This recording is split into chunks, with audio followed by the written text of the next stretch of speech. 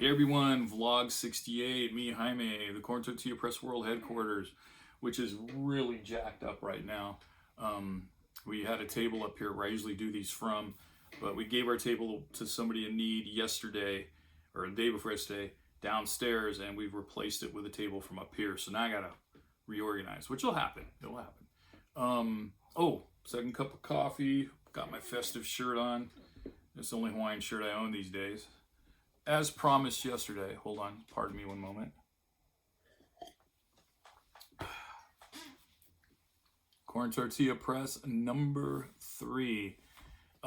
This issue here was it was pretty fun to do. I was still experimenting. I mean, first off, I have one of the chapters from my graphic novel in here, the upcoming graphic novel. Though this one says chapter 2, it's not anymore. I think it's going to be chapter 5.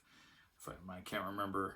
Also, this one, I also have a text story in here, which I noticed when I was, have these at certain festivals and events. Some people would pick it up and it's in the split page. So they'd open it up and go, oh, this is a zine. I wanted comics. I go, no, there's comics that bookend it. And I try to explain what I was trying to do. And so I stopped doing them after this issue. it's all comics now.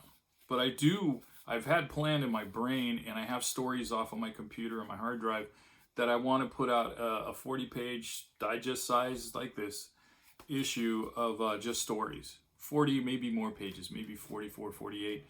And yeah, of just the stories, the handwritten, the text, no comics.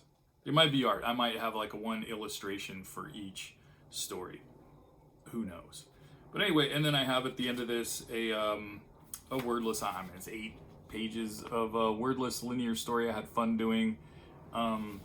It's from a story actually I did back in the late 80s, maybe right up to 89, 1990.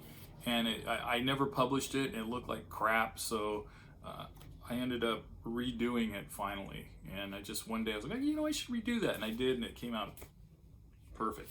So you can grab all this on my website at corntortillapress.com.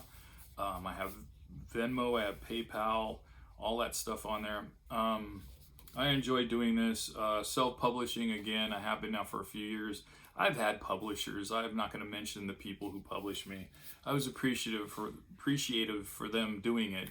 I was with 3 different, comic book companies.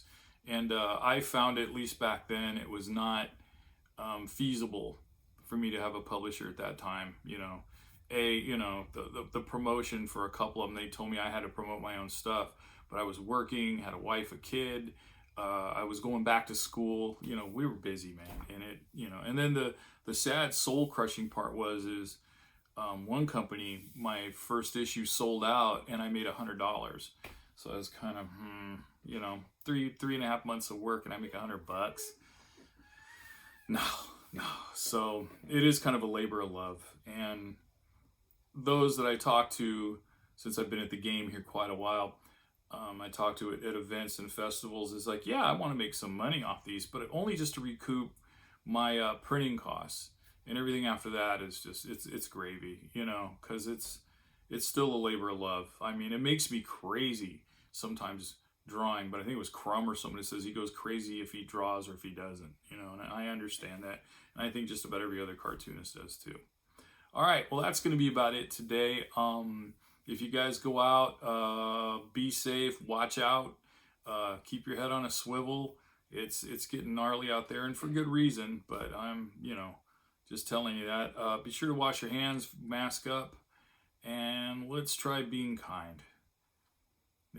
Let's try to see how that works. I mean, hopefully it works out. I like being kind. I like when people are kind to me. All right, everybody. Thanks for joining me. I will see you tomorrow. Thanks.